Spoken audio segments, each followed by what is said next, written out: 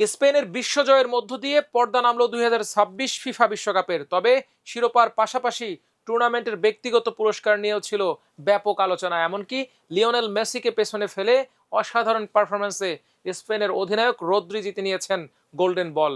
ফলে শেষ পর্যন্ত কোনো ব্যক্তিগত পুরস্কার ছাড়াই বিশ্বকাপ শেষ করতে হয়েছে আর্জেন্টাইন মহাতারকাকে। পুরো টুর্নামেন্টে অসাধারণ নৈপুণ্য দেখিয়ে গোল্ডেন বল জিতেছেন রদ্রি। স্পেনের মাঝ মাঠের এই তারকা ৮ ম্যাচে ৭২৬ মিনিট খেলেছেন, ৬৯২টি সফল পাস দিয়েছেন, আর তার পাসের সফলতার হার ছিল ৯৪%। মাঝ মাঠ নিয়ন্ত্রণ, রক্ষণে অবদান এবং দলের ছন্দ ধরে রাখার ক্ষেত্রে তিনি ছিলেন স্পেনের সবচেয়ে গুরুত্বপূর্ণ খেলোয়াড়। বিশ্ব চ্যাম্পিয়ন দলের প্রাণ ভোমরা হিসেবেই তাকে টুর্নামেন্টের সেরা খেলোয়াড় হিসেবে স্বীকৃতি দিয়েছে ফিফা। রক্ষণাত্মক পারফরমেন্সে টুর্নামেন্ট সেরা ছিলেন রদ্রি, আর সেই অলরাউন্ড অবদানই শেষ পর্যন্ত তাকে গোল্ডেন বল এনে দিয়েছে বলে মনে করা হচ্ছে। আর গোল্ডেন বুট জিতেছেন ফ্রান্সের কিলিয়ান এমবাপ্পে। পুরো আসরে ১০ গোল করে তিনি টানা দ্বিতীয়বারের মতো বিশ্বকাপের সর্বোচ্চ গোলদাতার পুরস্কার নিজের করে নিয়েছেন। একই সঙ্গে ২২ গোল নিয়ে বিশ্বকাপ ইতিহাসের সর্বোচ্চ গোলদাতার আসনও দখল করেছেন তিনি। গোল্ডেন গ্লাভস জিতেছেন স্পেনের গোলরক্ষক উনাই সিমন।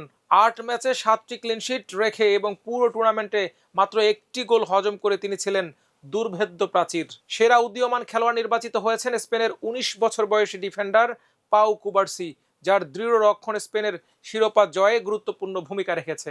ফাইনালের সেরা খেলোয়াড় হয়েছেন ফেরান তোরেস।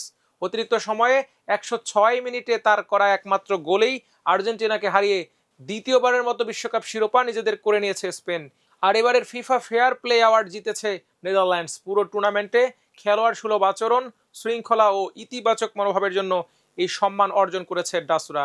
সব মিলিয়ে বিশ্বকাপের সবচেয়ে বড় দলগত ও ব্যক্তিগত সাফল্য গেছে স্পেনের ঘরে। আর অসাধারণ ব্যক্তিগত পারফরমেন্স, পরিসংখ্যান, একের পর এক ম্যাচ সেরা পারফরমেন্স আর আক্রমণ ভাগে দারুণ প্রভাব রেখেও এবার কোনো ট্রফি বা ব্যক্তিগত পুরস্কার ছাড়াই বিশ্বকাপ শেষ করতে হয়েছে লিওনেল মেসিকে। এদিকে শুধু শিরোপা জেতাই নয়, এই জয়ের মাধ্যমে এমন এক কীর্তি গড়েছে স্পেন যা এর আগে কোনো দেশ করতে পারেনি। ২০২৪ সালে ইউরো চ্যাম্পিয়ন হওয়ার পর ২০২৬ বিশ্বকাপও নিজেদের করে নিয়েছে স্পেন। এর আগে তারা ২০০৮ সালে ইউরো জয়ের পর ২০১০ সালে বিশ্বকাপ জিতেছিল। অর্থাৎ দুটি ভিন্ন সময় টানা ইউরো ও বিশ্বকাপ জয়ের নজির স্থাপন করেছে তারা। ইউরোপের পর বিশ্ব জয়, এই সাফল্য একবার নয় ২বার অর্জন করা একমাত্র দেশ স্পেন।